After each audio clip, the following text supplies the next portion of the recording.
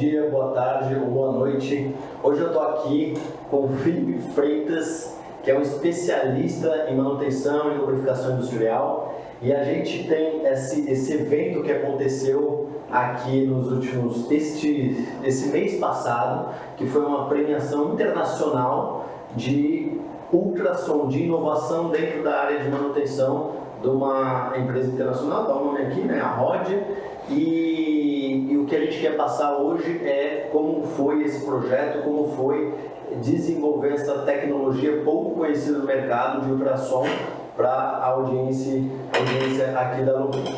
Então, queria apresentar para vocês Felipe Freitas, engenheiro especialista, estudou nos Estados Unidos e hoje dá consultoria nas maiores empresas do Brasil no que diz respeito à manutenção, lubrificação industrial, análise de falhas e uma série de outras coisas que eu não vou me estender aqui para listar essa lista enorme. Isso aí, obrigado. Boa tarde a todos, boa noite. Como o Rubens já adiantou, meu nome é Felipe Freitas, sou engenheiro aqui da Lubrin, faço essa parte de suporte técnico aos nossos contratos e às nossas consultorias e estamos aqui para bater um papo mais especificamente sobre o ultrassom aqui, até com a nossa premiação aqui de inovação, que foi o trabalho feito junto à ROD de Paulínia. Bom? Muito bacana. Então, eu preparei aqui umas perguntas, Felipe, para orientar esse papo e ajudar até as pessoas que não sabem o que é ultrassom, porque se vê ultrassom, né, talvez as mães, mulheres que já ficaram grávidas fazem ultrassom, mas explica pra gente o que é especificamente ultrassom, qual a diferença desse ultrassom que uma grávida vai no ginecologista para ver se está tudo bem com o bebê e o ultrassom que vocês fazem nas máquinas. O que é o ultrassom? Beleza, o ultrassom, antes de mais nada, vamos dar um passo atrás. Nós temos as frequências, né, em hertz, as frequências audíveis, que nada mais, nada menos são frequências de onda, né, audíveis e não audíveis para o ser humano, né? Elas são, a unidade é hertz, seria o número de ondas por segundo, e o ser humano basicamente consegue ouvir entre 20 hertz, ou seja, 20 ondas por segundo, e 20 mil hertz. Então, você está falando que tem ondas que a gente não consegue ouvir, como aquele apito do cachorro, por exemplo, que ninguém ouve e só o cachorro ouve, outros animais ouvem, ondas que a gente não ouve. Exatamente, exatamente. Então, um ser humano saudável, conforme a gente vai ficando mais velho, a gente até vai perdendo essa habilidade de ouvir, mas vamos colocar aí essa faixa de 20 Hz a 20 mil Hz, um ser humano saudável consegue ouvir, né? Então, qualquer onda sonora produzida no ambiente que percorre o ambiente nessa faixa, entre 20 e 20 mil Hz, nós conseguimos ouvir. E aí, acima disso, acima dos 20 mil Hz, é considerado ultrassom, que aí o ser humano não consegue ouvir, mas como você mesmo citou, alguns animais conseguem. Então, por exemplo, o cachorro, o gato, eles já conseguem ouvir. O cachorro em torno de 50 mil Hz. Você sabe até isso. O gato. Vamos falar dessas curiosidades. O gato em torno de 30 mil Hz. Olha que legal. Assim, de maneira geral. E abaixo disso, abaixo dos 20 Hz, são os infrassons, que são sons que também nós não conseguimos ouvir. E aí uma curiosidade, né? Quanto menor a frequência sonora, mais a gente tem uma sensação de som grave. E maior as frequências sonoras, mais a gente tem uma sensação de som agudo. Então, por isso que acima de 21 mil Hz a gente chama de ultrassom e abaixo de infrassom. E nessa faixa 20 a 20 mil são os sons audíveis para o ser humano. E como isso se aplica nas máquinas, né? Porque, som é uma onda propagada pelo ar E aí se vê, tem uma máquina que ouve esse som e essa máquina monitora outra máquina. Como que a gente faz para deixar isso de forma simples, deixar o pessoal entender onde se aplica isso na manutenção industrial, na análise preditiva, que é o que vocês usam, eu vou perguntar mais para frente. Bom, aí nós, mais especificamente falando dos equipamentos rotativos, dos elementos de máquina, rolamentos, se a gente passar do lado de uma máquina, a gente vai ouvir a máquina funcionando, né? Mas também ouviríamos ela num estado de falha. Só que não é interessante nós ouvirmos ela já no estado de falha, nessa faixa 20 a 20 mil Hz, porque essa falha já vai estar muito provavelmente próxima a uma falha catastrófica. Então, por isso que a gente usa uma ferramenta para ouvir nessas faixas ultrassônicas, porque se a gente detectar uma falha, essa falha ainda vai estar incipiente, então dá tempo da gente atuar. Uma falha ainda em modo inicial. Quer dizer que se a máquina tiver um som estranho, pessoal, acende um alerta porque já passou da fase de resolver ou de tomar alguma ação para que aquela máquina não entre no estado catastrófico, que é uma parada, uma quebra, eventualmente até com acidentes nas pessoas que estão em volta. Sem dúvida. Sim. O interessante é o seguinte: no caso do ultrassom na lubrificação, a gente utilizando o ultrassom para fazer uma lubrificação, basicamente a gente vai por dois caminhos. O ultrassom nos mostra se o rolamento apenas está pedindo lubrificante, tá? Ou se ele já passou da fase de pedir lubrificante, ele já está com alguma falha incipiente ali. Ele já está deteriorando, ele já está quebrando, isso. E aí a gente divide também em dois parâmetros. Um parâmetro qualitativo, que seria a qualidade do som, e aí a gente tem uma biblioteca de sons até para instruir os inspetores, os técnicos que forem lá com o aparelho, para eles conseguirem diferenciar esses sons. E temos um quantitativo que é a intensidade do ruído em decibéis. Tá? Então a gente basicamente monta uma linha base para cada rolamento, então, uma linha base que nos diz ali uma intensidade do rolamento trabalhando de uma maneira saudável, e acima de determinadas faixas dessa linha base, a gente começa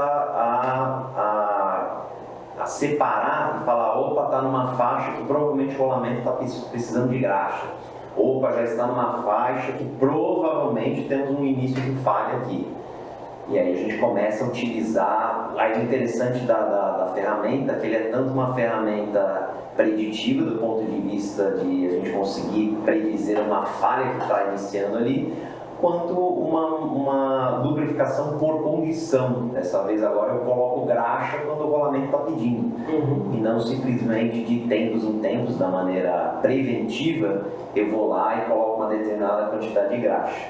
Tá, e a gente está falando de rolamentos. Você consegue colocar, porque tem gente que olha e fala assim: é um rolamento, quanto custa um rolamento? Quando for talvez ver um rolamento de skate custa R$30.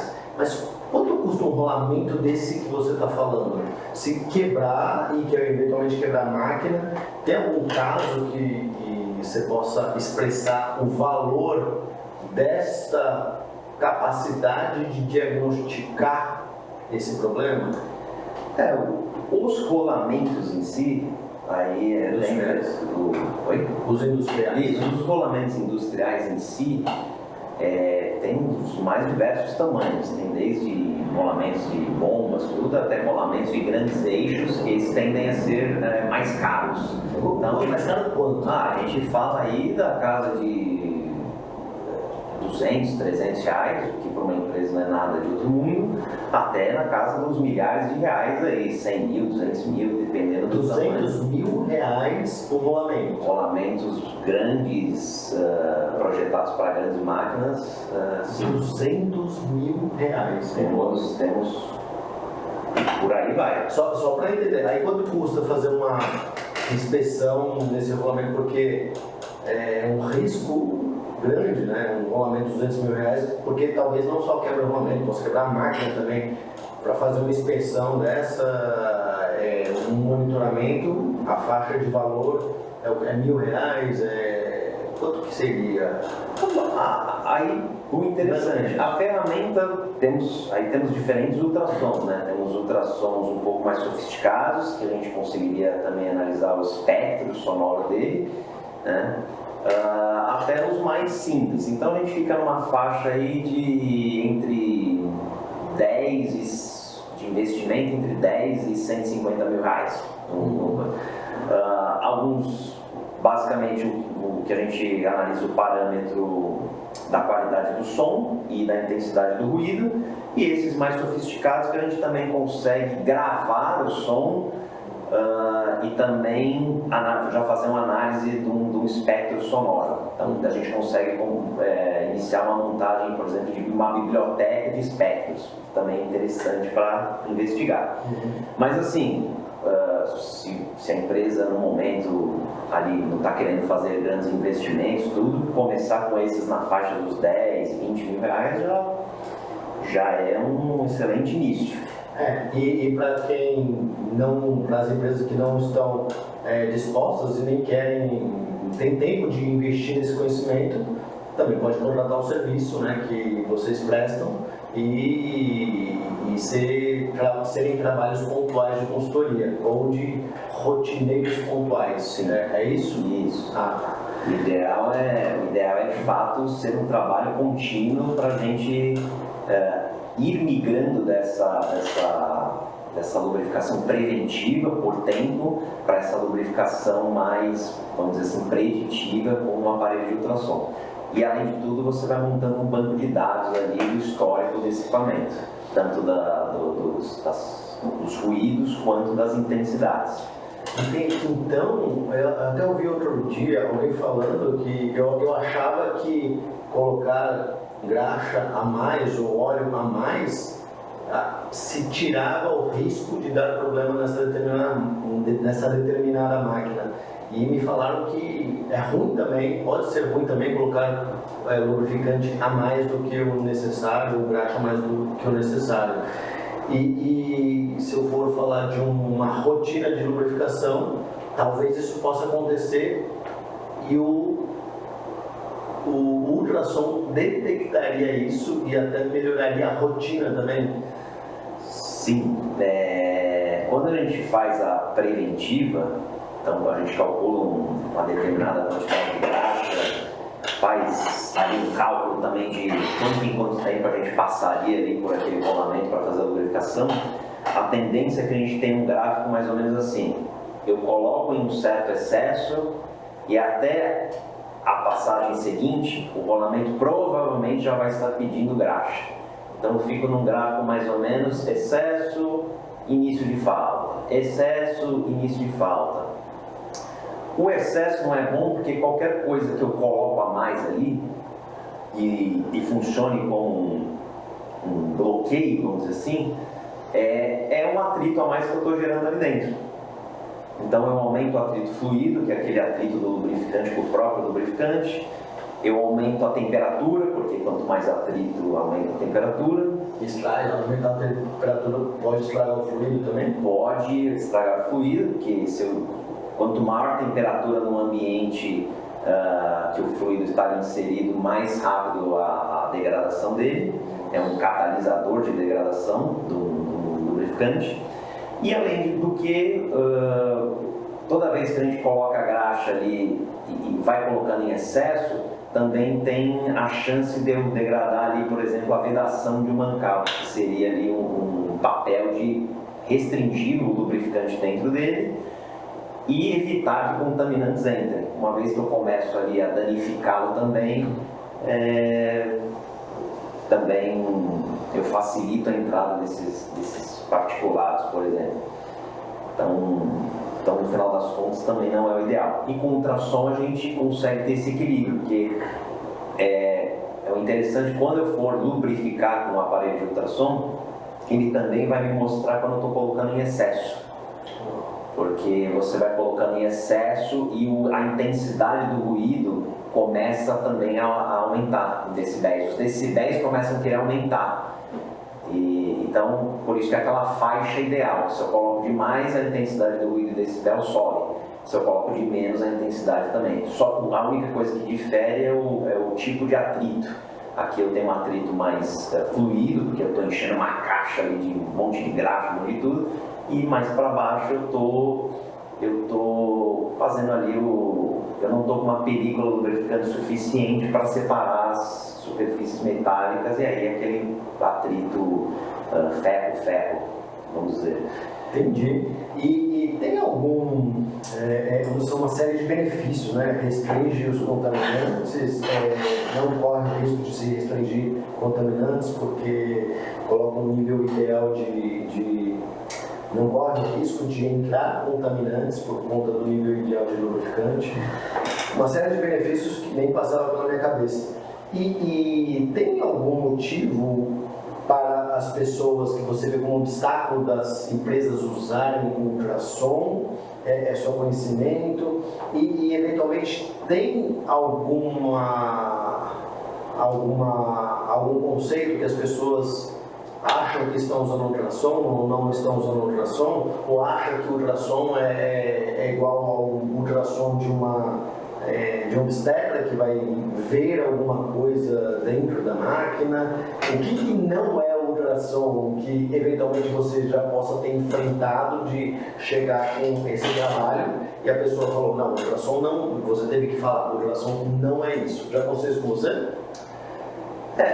O ultrassom das mulheres grávidas, vamos dizer assim, ele funciona com o princípio de eco, vamos dizer. Então ele emite ali um sinal ultrassônico, bate ali na criança, ali na parte da mãe ali, retorna e aí você consegue ver uma imagem. Né? No nosso caso... Não é isso que a gente está falando de imagem, só para desmistificar quem estiver pensando que o ultrassom é alguma coisa parecida. Esse também é um ultrassom porque ele também manda só que é uma frequência diferente ali não é, até adiantando, a frequência que a gente usa para fazer as análises dos rolamentos é em torno de 30 mil Hz, que é uma frequência ideal para os rolamentos. Abaixo disso, é que nem eu comentei, abaixo disso possivelmente vou pegar alguma falha, mas já vou pegar uma falha no estado mais avançado. E acima disso, eu não vou pegar grandes coisas. Posso até pegar alguma coisinha, mas é uma falha tão incipiente, tão no comecinho que nem é válido, vamos dizer assim. Então, essa faixa de 30 mil Hz para rolamentos é uma faixa ideal. A ferramenta que a gente usa, porque a gente faz, que nem você falou, a propagação do ar, ela pode ser tanto pelo ar quanto no nosso caso, por uma estrutura, né? Então a gente usa um transdutor magnético, acopla ele no mancal, tá? Ele detecta o ruído, esse ruído nessa faixa, que a gente tem que setar o equipamento, né, em 30 mil Hz. Então ele detecta esses ruídos que o mancal está emitindo ali em 30 mil Hz e transpõe para uma faixa audível para nós e um sinal em decibéis.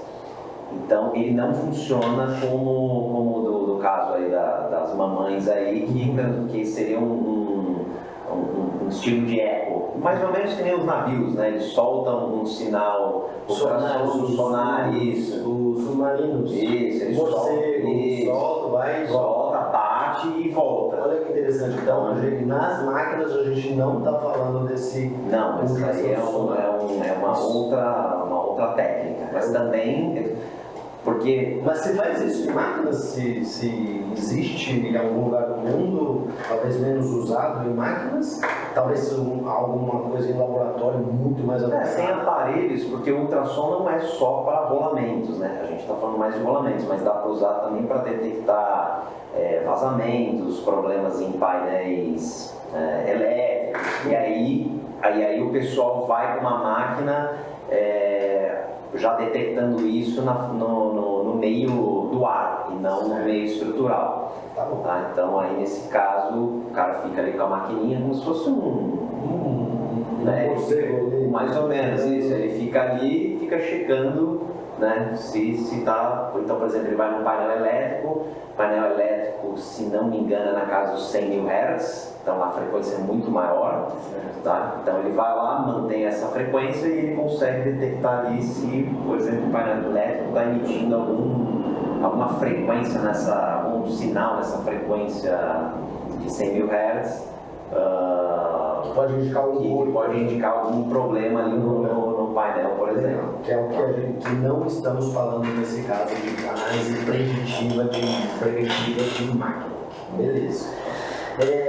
Então, resumindo assim, para que ter o ultrassom na sua planta? Para que o ouvinte, a audiência precisa levar essa tecnologia em consideração? Olha, é uma técnica, não é custosa de implementar.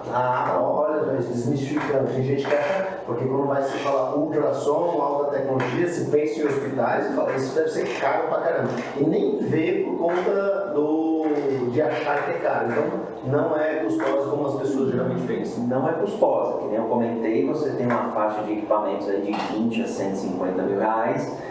E para grandes empresas, um CAPEX de 150 mil reais não é um grande CAPEX, né? Então, daria para comprar tranquilamente uma empresa com estrutura, um aparelho desse.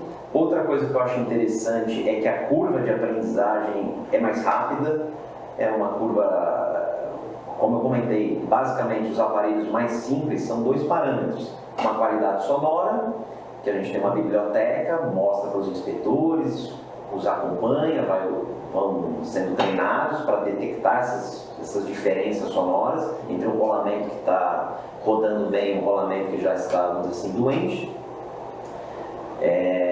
E a intensidade de decibéis, que uma vez que a gente monta a linha base, o inspetor vai lá e vê se o rolamento está emitindo essa intensidade mais ou menos naquela faixa que a gente detectou como ideal. Acima disso, ele já vai registrar e a gente faz a investigação, se precisa de gráfico, se há alguma falha, enfim. Então a curva de aprendizagem também é mais simples do que, por exemplo, uma análise de vibração, por exemplo, que a gente tem outros parâmetros, o equipamento é mais caro, o equipamento aí já põe aí na casa dos 300, 400, 500 mil no aparelho de vibração. Normalmente a gente tem que ter um engenheiro com mais conhecimento para fazer a análise do espectro, da vibração. Então são uma ferramenta de simples utilização, de simples aplicabilidade e como eu comentei aqui, a gente já consegue com ela aplicar a quantidade de lubrificante correta.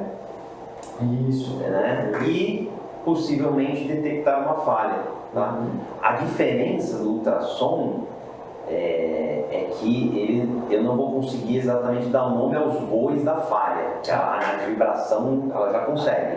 Né? Então a análise de vibração ela consegue fazer uma análise do espectro e falar uma falha na gaiola, uma falha na pista.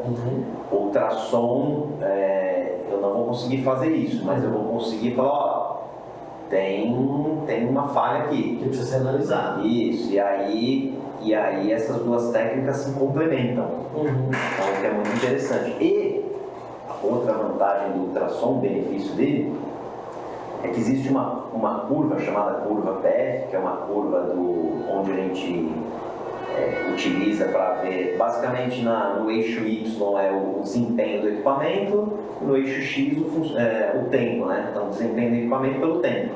O ideal é que a gente tenha um equipamento que seja uma reta, né? Que ele fique funcionando pelo longo do tempo muito bom, de uma maneira muito boa. Porém, nessa curva, por isso que chama curva, eventualmente esse equipamento vai ter alguma falha, né? Então, quanto antes a gente conseguir pegar essa falha e agir, melhor. Né? E o ultrassom custa menos porque é uma manutenção menor e pegando nos extremos. E se deixar a falha, vai ser um custo de 200 mil reais, pode chegar a 200 mil reais para e um lucro cessante, né? Porque muitas vezes, se é um equipamento crítico, se a gente for na conta, não é nem assim muito o elemento de máquina que é o custoso, é mais o lucro cessante ali de um equipamento parado. Então fala sobre isso, porque eu perguntei motivos para as pessoas usarem, né, essa tecnologia que você está trazendo. Tem uma história que você viu realmente alguma coisa acontecendo na prática e quanto foi esse lucro cessante? Não precisa falar o nome da empresa. Você já viu isso acontecer? A gente tem alguns cases, tem um equipamento que ele tinha uma bomba que, enfim, bombeava lá um determinado fluido lá, que era muito importante para o processo deles. E com o ultrassom a gente conseguiu detectar uma falha no início do rolamento. Então, toda vez que o inspetor, isso que é interessante também, porque o inspetor passou uma primeira vez, ele detectou uma intensidade nos decibéis acima daquela faixa que a gente comentou como a ideal, né? Como um rolamento saudável. E aí o que a gente faz também quando isso acontece? A gente vai mais vezes no equipamento, né? Então a gente aumenta a frequência com que a gente vai no equipamento para se certificar de que aquilo ali, de fato, pode ser um problema. Então o inspetor foi, ele pôs graxa, o sinal caía, né? Aí ele foi, uma semana depois o sinal já tinha subido, o que não é comum, não é para isso acontecer, se a quantidade de graxa estiver o ideal. Ele colocava a graxa, o sinal caía novamente, então, ou seja, a graxa estava dando uma mascarada ali. A partir da terceira semana ali, a gente já indicou a preditiva dessa empresa, falou, ó, tem algum problema aqui. E aí, só voltando àquela curva PF, então a gente tem várias técnicas preditivas que pegam falhas, né, no início, ali, modos de falha no seu início, em relação ao tempo. Então a gente tem análise de vibração, análise de óleo, ultrassom, e o ultrassom ele tem de ser uma técnica, principalmente nessas falhas por encolamentos, por exemplo, por atrito, por desgaste, ele tende a ser uma das técnicas que pega a falha primeiro, até primeiro do que a análise de vibração. Tá? Então, muitas vezes a gente pega alguma coisa que está estranha, pede para um inspetor de vibração ir lá checar, e o inspetor de vibração muitas vezes vai lá e ele ainda não está detectando nada. Depois de um tempo ele vai lá e fala, ó, puta, é verdade, detectei alguma coisa agora. Então, nessa curva PF, como eu comentei, que é o desempenho do equipamento que eu tenho, o ultrassom tende a pegar a falha, um início de falha até antes do que a vibração. E aí a vibração vem e consegue depois nomear aquela falha ali, né? Então falar, olha, uma falha na pista, uma falha na gaiola, nos elementos rolantes, enfim. Então, e aí você estava falando do lucro cessante nessa bomba. Isso, aí voltando lá, só para saber, curioso para saber quanto seria quanto tempo essa máquina ficaria parada. Aí a gente pode estar falando na casa dos milhões aí, porque como eu comentei, se a gente for ver só pelo olhar da manutenção, que é um olhar importante sem dúvida nenhuma, mas se a gente for olhar assim, quebrou, troca o elemento de máquina, computa aí a mão de obra, foi, sei lá, X mil reais. Vou pegar esse caso dos 200 mil reais, o rolamento já é bem relevante, mais 3 horas paradas na máquina. Isso, e aí... Se tiver o rolamento, né? Porque o rolamento de 200 mil reais deve ter estoque. Exatamente, então aí, essa conta, se for parar ali, você fala, sei lá, 300, 400, 500 mil reais, nossa, é caro, mas para uma grande empresa, é mais ali um atraso na entrega do produto dela, é mais esse equipamento parado que não está ali produzindo, que a gente chama lucro cessante, isso que muitas vezes impacta mais do que a manutenção. Então, aí depende muito de cada empresa, mas se eu consigo detectar alguma falha ali em início e consigo apontar para a preditiva, e a preditiva vem e confirma, enfim, com outras técnicas, eu já sei que aquele equipamento ali, ele está no caminho de falhar. Então é como você comentou, eu posso me adiantar. Então eu posso comprar um rolamento que não tem estoque, eu posso já fazer uma parada programada junto à operação. Então eu posso chegar na operação e falar, vamos parar em determinado tempo aqui para fazer essa manutenção. Então é de uma maneira muito mais estruturada do que simplesmente o equipamento ir lá e quebrar do nada ou quebrar de uma maneira assim inesperada e aí pega todo mundo de surpresa. E quem cuida desse equipamento sofre, né, as críticas, como não viu, como não pegou isso. Então é uma ferramenta para quem cuida da manutenção não sofrer também, né? Evita essa dor de caramba, parou a produção, agora vou ter esse prejuízo desse produto que não foi produzido. Que você até perguntando, você já conseguiu mensurar, já viu algum equipamento que deu problema e você ficou sabendo do custo, né, que gerou deixar de produzir um determinado produto? Nunca me abriram assim, mas eu sou um curioso, então gosto também de ver resultados de empresas, gosto de dar uma estudada nas empresas. Então eu sei que sim, em determinadas linhas fabris, né? Linhas ali de produção, se alguma coisa dá errado ali, para de produzir, eu sei que já entra tranquilamente ali na casa dos milhões ali, porque já envolve um monte de coisa, você não entrega, tem multa dependendo do cliente, enfim. Então quando a gente até faz essa conta, né, a gente não inclui somente o preço, o valor da manutenção em si, contando mão de obra, troca de elemento, enfim, a gente também conta aquela máquina parada. Ou seja, valeria a pena só pelo custo da manutenção das horas da pessoa trocando. Quando se entra esses lucros cessantes, o preço de fazer um ultrassom, de prestar o serviço, de usar a tecnologia, aí fica ínfimo, fica de graça, praticamente. Já é um preço assim, simbólico. Tá certo. Outra coisa que eu gosto também é que você também envolve a equipe, falando da parte de lubrificação, você envolve mais a equipe de lubrificação do ponto de vista de inspeção. Então o lubrificador, ele além de lubrificar, ele também agora com o equipamento desse, ele também se transforma no inspetor. Como eu comentei, a curva de aprendizagem, do aprendizado dessa ferramenta não é longa, não demora muito para alguém aprender.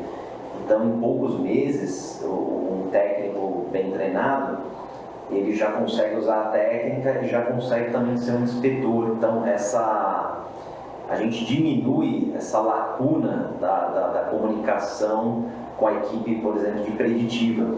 Porque, por exemplo, a gente tem clientes que a gente vai lá, faz a lubrificação, anota, faz a detecção dos sinais, das intensidades em decibéis, e quando sai daquelas faixas lá que eu comentei, aquelas faixas ideais, a gente reporta isso às equipes de preditiva e muitas vezes faz reuniões com eles, falando, esse ponto a gente pegou, esse ponto aqui está meio fora, esse ponto aqui a gente detectou um sinal sonoro diferente de um sinal sonoro saudável, e aí nós os auxiliamos também e isso é muito interessante também, porque nós os auxiliamos também, porque a focar em quais equipamentos eles devem ir. Por exemplo, tem equipamentos que a gente priorizar o foco, fazer um pareto aí, então não precisa em todos, então você reduz também o custo dessa equipe, porque você vai focado nos que estão realmente precisando de ação, em vez de ir todos e gastar dinheiro talvez à toa,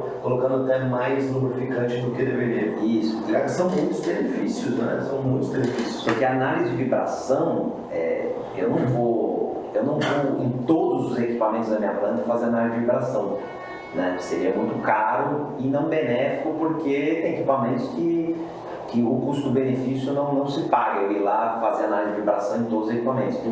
O ultrassom, como eu comentei, por ser até mais barato e o aparelho poder ser dado a um técnico de lubrificação, ele já pode ir praticamente em todos os equipamentos da planta e fazer essa inspeção. Porque o lubrificador, ele roda a planta inteira, ele já é assim um inspetor por natureza.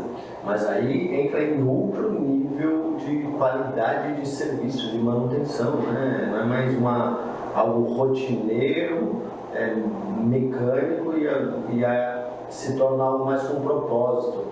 Né? E o que a pessoa que faz isso dentro da indústria, né? O que ela ganha, né? Já viu alguém implementar um projeto desse? Aquele, acho que se tem, né? A pessoa que conduz esse projeto provavelmente ganhou essa visibilidade dentro da empresa que ela estava. Como é que é visto isso para a diretoria, quando se levanta a qualidade da planta industrial nesse patamar? Como que a pessoa enxerga esse gerente? Como a pessoa enxerga esse eventual trainee, analista? O que acontece quando é feito esse tipo de projeto inovador nas empresas? O interessante é que, como eu comentei, a gente começa a ter dados, né? Por mais que o equipamento não seja crítico, mas pelo menos eu tenho dados dele, pelo menos do ponto de vista do ultrassom. Então eu sei como ele funciona, qual que é a faixa ideal ali que ele trabalha, e eu tenho ali um histórico de intensidade em decibéis. Então vou montando uma série de dados de todos os meus equipamentos, rolamentos, numa planta. Então isso é muito interessante. Como que a diretoria vê isso? Vê com muito bons olhos, porque ela também consegue, que nem a gente comentou, priorizar. Então muitas vezes a gente indicou, determinado rolamento aqui indica que tem uma falha. E a preditiva, a equipe de vibração normalmente, virava para a gente e falava, continua monitorando, mas esse não é um equipamento que é custo-benéfico a gente ir e acompanhar com análise de vibração. Então a gente acompanhando, ia acompanhando essas intensidades em decibéis, né, que é um dos parâmetros, e eles iam acompanhando também pelos nossos dados, até que eventualmente poderia acontecer uma falha ali, mas todo mundo já estava ali meio esperando. Então não era algo que ninguém também era pego de surpresa. E para a gerência, enfim, para os gestores de confiabilidade, é uma ferramenta sem dúvida muito interessante, porque, como eu comentei, você envolve a equipe de lubrificação, a gente começa a aumentar esse aculturamento de confiabilidade, né? de manter os equipamentos confiáveis, não somente aqueles críticos, mas também uma planta como um todo. É melhor que os equipamentos não quebrem, né? Ou se forem quebrar, que eles prolonguem muito mais aí essa eventual quebra. Essa vida útil, né? Aumenta ainda, além de tudo, aumenta a vida útil. Aumenta a performance, aumenta a vida útil e diminui as falhas. Tem algum jeito errado de se usar tecnologia do ultrassom? Tem algumas maneiras. Talvez alguém que esteja usando de uma forma e eventualmente está certo, mas está errado? Assim, tem que ter um pouco, o começo tem que ter um pouco de paciência, né? Então, não adianta querer pegar o ultrassom e sair passando por todos os equipamentos, fazendo leitura à torta e à direita e ficar meio no achismo ali. Então, a gente precisa fazer essa etapa de, vamos dizer assim, mobilização, que é detectar ali, fazer a linha base dos rolamentos que a gente colocou ali na rota de ultrassom, tá? Então primeiro a gente monta essa linha base, então essa linha base, aí a teoria difere um pouco, mas de maneira geral o ideal é passar pelo menos umas 3 vezes em cada ponto para ter um sinal ali em decibéis constante, que eu pegue um sinal constante ali, né? O ideal é que eu não passe um mês e esteja 20 decibéis, no outro esteja 40, no outro 50, aí eu não estou tendo uma regularidade. Então, o importante é que eu passe e entenda como esse rolamento saudável funciona, qual que é a intensidade dele de uma maneira saudável. Depois que eu monto essa linha base, aí sim eu começo a ir a fazer a lubrificação do ponto de vista ultrassônico, né, vamos dizer. Então, eu sei que esse rolamento funciona de maneira saudável em torno de, por exemplo, 20 decibéis, né? E então eu tenho que manter esse rolamento funcionando mais ou menos nessa faixa, né? Aí tem algumas faixas de 8 decibéis acima, que ainda está saudável, acima disso já pode ser crítico, mas enfim, não precisamos entrar nesses detalhes, mas montando essa linha base, né, e certificando que essa linha base está regular com os rolamentos que eu coloquei na minha rota, aí sim eu começo a fazer a lubrificação utilizando a ferramenta e mantendo essa lubrificação, os rolamentos saudáveis com a lubrificação. E se sair daquelas faixas que eu comentei, aí possivelmente a gente tem uma possível falha. Então isso seria uma maneira mais ideal. Mais ideal, né? Mais correta de se fazer. Mais correta. E para a gente finalizar também, para não falar tudo aqui, jogar e a pessoa, o engenheiro, o analista que está nos assistindo, ele muitas vezes está com uma pergunta assim, e agora, o que eu faço? Qual que é o primeiro passo para ele agir e aproveitar essa tecnologia? Procurar uma empresa, comprar um equipamento? Quais são 1, 2 ou 3 passos que essa pessoa pode fazer hoje para se beneficiar deste conhecimento, dessa tecnologia? Que dica você daria? Para quem nunca viu, né? Para quem está vendo agora, para quem está aprendendo agora, viu esses benefícios todos que você falou, qual seria a dica? Não sei se você vai saber, porque talvez você esteja acostumado com quem já sabe a importância disso, mas qual que é o primeiro passo para a pessoa que está conhecendo o ultrassom hoje? Assim, a dica que eu daria eu conheço empresas que compraram equipamentos de ultrassom, mas não foi para frente, porque possivelmente algum engenheiro de confiabilidade, alguém da manutenção leu a respeito, viu o vídeo, gostou da técnica, colocou ali no investimento da manutenção, comprou o equipamento, mas não tinha tempo de implementar, não tinha alguém focado nisso. Como eu comentei, para você iniciar a implementação, por exemplo, em todas as empresas que a gente implementou, a gente passa pelo menos ali uns 3 meses passando nos equipamentos para fazer essa checagem regular da intensidade dos ruídos, que nem eu comentei, para aí sim começar agora vamos então usar a técnica aqui de ultrassom para passar da preventiva por tempo para, vamos dizer assim, preventiva por condição agora, né? Ter um método, né? Ter um plano. Ter um método, porque ter um você plano. falou, o equipamento não é tão caro, então também só comprar um equipamento não resolve se não tiver um apoio, talvez, de uma empresa terceirizada para fazer esse plano acontecer. Então eu sugiro, ou você tem alguém com tempo na planta para focar nisso, porque ele vai precisar fazer o meio de campo entre manutenção e equipe de lubrificação, por exemplo, porque o ideal é que sejam os lubrificadores que vão com os equipamentos coletar esses dados, tá? Ou ele contrate alguma empresa que já tenha um know-how, um conhecimento sobre o assunto para implementar isso. Caso contrário, se somente comprar o equipamento na empolgação, mas não tiver um tempo ali para se dedicar àquilo, a chance de o equipamento ficar na gaveta ali, como eu conheço algumas empresas, é bem grande, né? Fantástico. Então, Não repitam esse erro. não repitam, que a chance é boa de acontecer isso. E o pessoal da manutenção sabe disso. Com certeza eles já passaram por isso, daquela empolgação e depois, o negócio não foi para frente porque a gente não tem tempo, não conseguiu focar, enfim.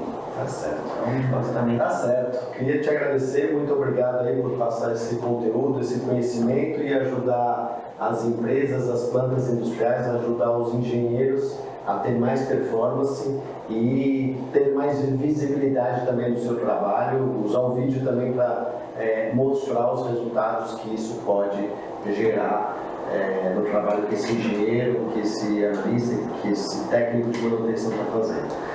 Muito obrigado. Tá ótimo, obrigado e obrigado aí pessoal por nos assistir. Obrigado. Até o próximo vídeo, pessoal. Tchau, tchau.